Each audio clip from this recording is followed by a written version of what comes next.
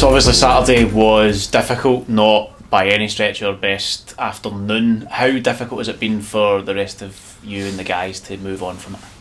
Yeah, listen, it's just something we've got to get over as quickly as possible. There's no point in dwelling on it. It's not going to help anybody. So it's just about how can we give a positive reaction and go again on Saturday. And I suppose in your career you'll have had games where you've lost heavily, won heavily, spells of really good form, spells of poor form. So that's part and parcel of football, so you'll be used to dealing with things like that and getting the other side of it. Yeah, it's just about how you react. Like I said, it's obviously not ideal just now. Nobody kind of wants to be in this position, but it's just about trying to get the belief there and get a bit of confidence going, and hopefully we can start building soon. The game coming up, obviously the last time we played Falkirk, they were probably deserved winners on the day, but we'll go in there fully determined. What kind of match are you expecting on Saturday? Listen, we all know it's going to be a really tough game. They're a good side. They're up there for a reason. And last time was a tough game, like you say, especially second half. So we just want to try and put that right and go out and give a good account of ourselves. And I suppose we were talking to Rhys. It's an opportunity really to go and prove yourselves as a squad, as a group of players, and it's something that we should relish, to go to the team that are top of the league and flying and show what we're all about. Yeah, I mean, like I said, at the top of the league for a reason. They're a good team, so if we go there and give a good performance and get a positive result, it can give us a lot of belief and give us something to build on. So yeah, I'm looking forward to it. I think the rest of the boys are as well. So yeah, just bring it on. I suppose it becomes cliche to talk about the mood in the dressing room and people not getting too down, but we get the privilege of seeing you a little bit behind the scenes, and that is true. You guys do have high spirits. You are all well gelled together. So does that give you confidence that we can go and get ourselves on a positive run? Yeah, definitely. I think it would be a lot worse if everybody was kind of down and people were falling out and stuff, but it's not been the case. Everybody's kind of just trying to be positive and just try and get that performance that we can try and build on. So yeah, it's one of these situations where no one's going to be happy about it, but you guys know that it's yourselves that can change that, and it maybe just only takes that one game, that one positive result, to totally flip it on its head. Yeah, exactly. We know there's good enough players in there to go and do well. So that kind of gives us a bit of confidence that if we go on a Saturday, play well, get a good result, we can kind of keep building on that, and I think that's just what we're needing just now. But yeah, it's just about kind of staying together and working hard and just trying to get something going. It's a stadium the club's had a really good record in the last few seasons, and the last time we were there, last season we lifted the SPFL Trust trophy, so it would be nice to be able to keep the positive run of results going. How many times you've been there yourself? You played there quite regularly? Yeah, I've been there quite a lot. It was when they were in League One, I was up in Montrose, and same again with Dunfermline, so I've played there quite a lot, and even growing up I've played there quite a lot, so it's a pitch I'm kind of well acquainted with. I've kind of had good results here as well, so yeah, we'll just look forward to it. And I suppose similar surface to the one we've got here as well, which hopefully, we don't know what the weather conditions are like at Scotland in November, so it could be anything, yeah, but hopefully conducive to a good game of football. Yeah, I think that's what everybody would want. Two teams that kind of would like to play football, so hopefully it is a good game and one that we can come out on top of. That's brilliant, thank you very much. Thank you. Cheers. Rhys, obviously still a wee bit bewildered about Saturday. Have you had a chance to get through it, analyse it and kind of come to terms with what went wrong? Aye, wasn't great, but sometimes that's part of the job as well. You've got to kind of take your medicine. Done that as a group over obviously the weekend and start of the week, so it's about making sure that we go and put a real focus on training and the kind of mistakes that happened in the week, that we try and rectify them and make sure that it's certainly not something that's going to happen again. It's a sort of obvious question, but obviously we've had a lot of success the last few seasons, and people sometimes forget that there's been bumps in the road on the way to that as well. Last season, the season before, but it's maybe the kind of toughest wee spell we've had at your time at the club. What's your kind of feelings about how difficult it's going to be to turn that around?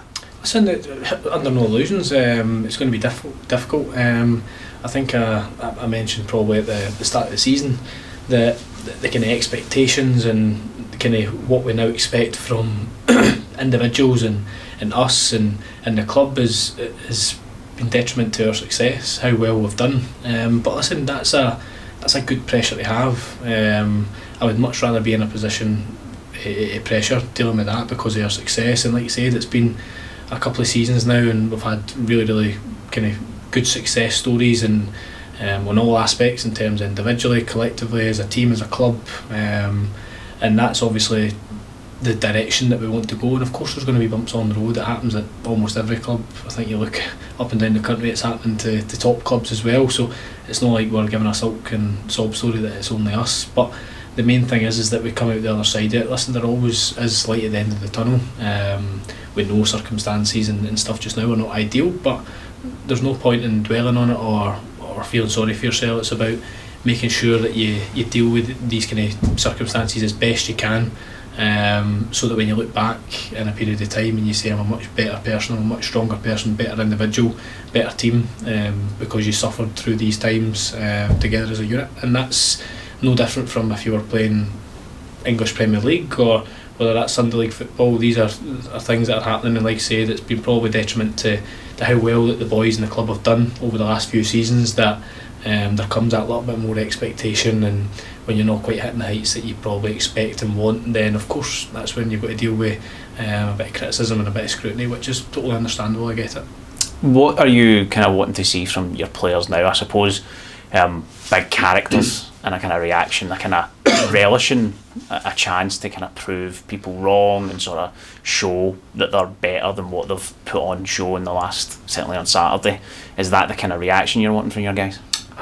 Listen, I don't think it's ever about proving someone wrong. I think first and foremost you play football for yourself, a sense of self-pride. You've got your own kind of mentality and belief. Never once have I went into a game of football trying to make sure I prove someone wrong or do something to get one up on someone. I go and play because I've got my own personal standards, and I've got a way of thinking that doesn't matter whether it's a pre-season game or a cup final. I go with the same approach and the same mentality, and it's more just about reminding the boys that listen, of course there will be bumps in the roads and it's not ideal. Saturday was disappointing, of course.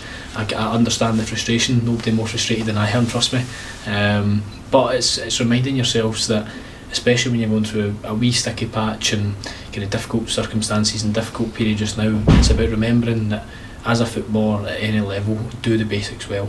You know, you grow in confidence, and a clean sheet or a strong performance individually and collectively as a team by doing the basics well, defending as a team, working hard, being really compact, out of possession, in possession, creating chances, scoring goals. Keeper has a world day. There's nothing sometimes you can do about that, but sticking with the basic habits, and it doesn't matter, like I said, what level you're playing at, is having fundamentals in place that you can always kind of reference back to.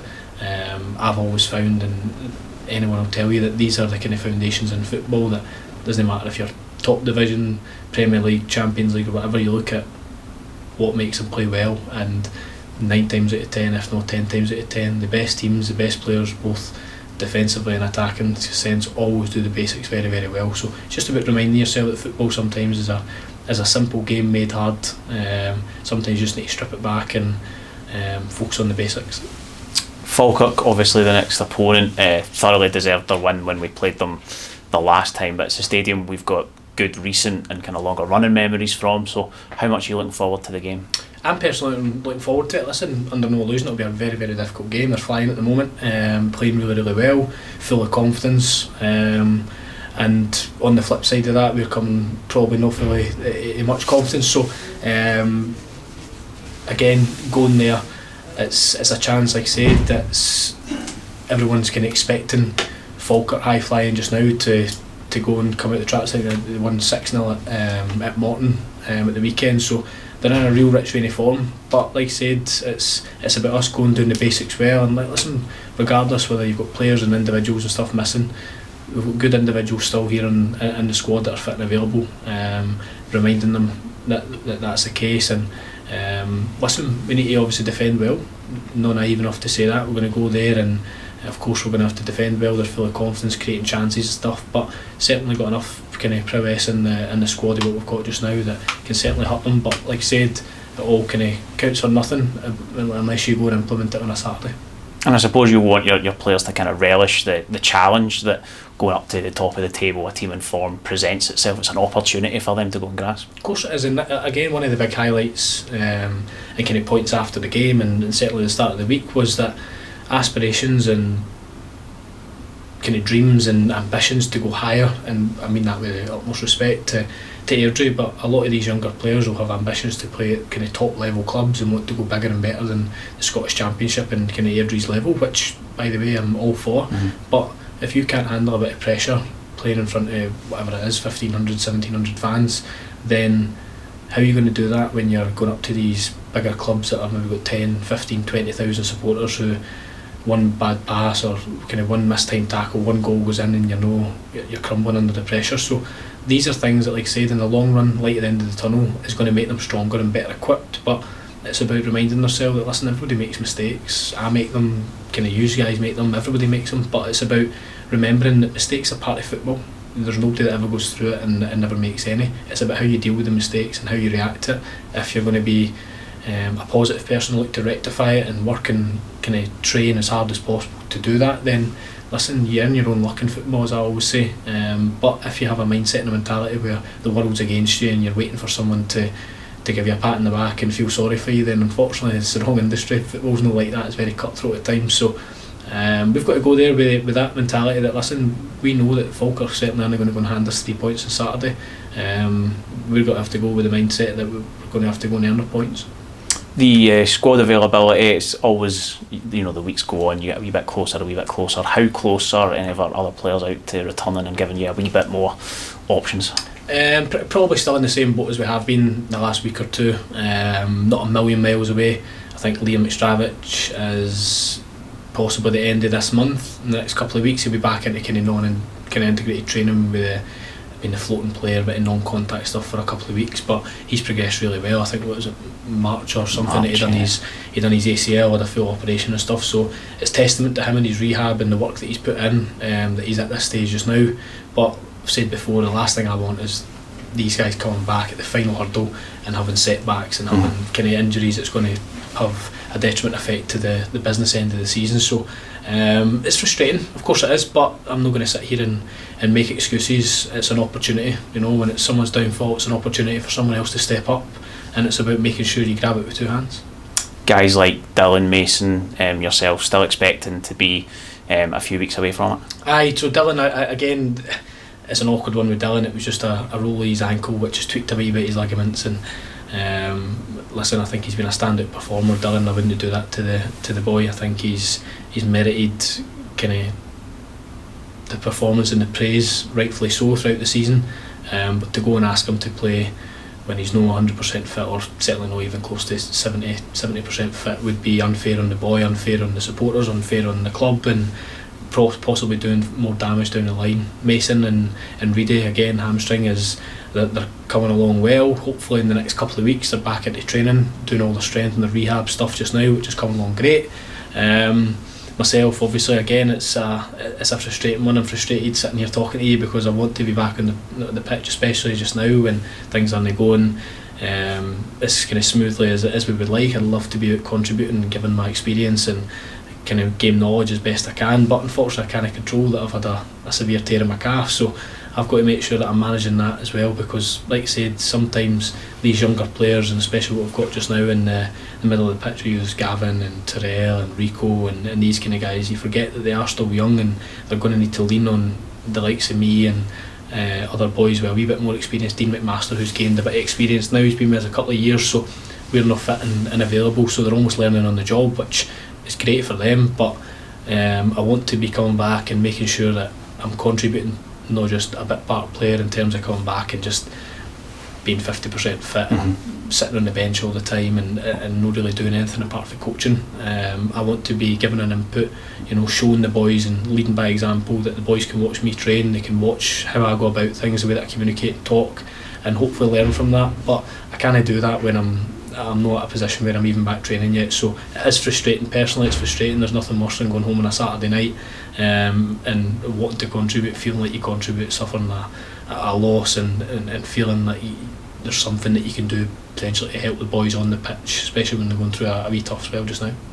It's something though that you're able still to give them from the sidelines, and that experience that you've got from your career with and before Airdrie, Sinky's career the same. You have got that to help those guys when they need it. Of course they do, but listen, it's part of football, and I hear the old kind of wifey tale that you don't win nothing with kids, and you need a bit of experience in there. But again, my argument is who's been our standout performers this year?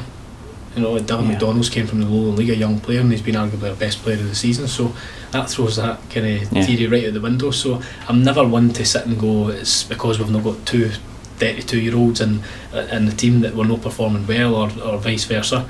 I do think there's time and a place, and they can aid and help, and of course, but it's about making sure, listen, we've got a club model, it's how it is, you know, we recruit kind of younger players for the exposure and the kind of bigger picture, that hopefully they become an asset to the club, and that's the way I want to work as well. You know, I want young, hungry boys with ambition that want to go and play higher, and they want to learn and be a sponge, and that's the kind of people that you want to coach. And like I said, when we've got, like say myself, Sinky, you've got Janny, you've got Rhys, you've got a couple of others who have won things, you've got a couple of others that have a couple of hundred appearances under the belt, been through highs and lows.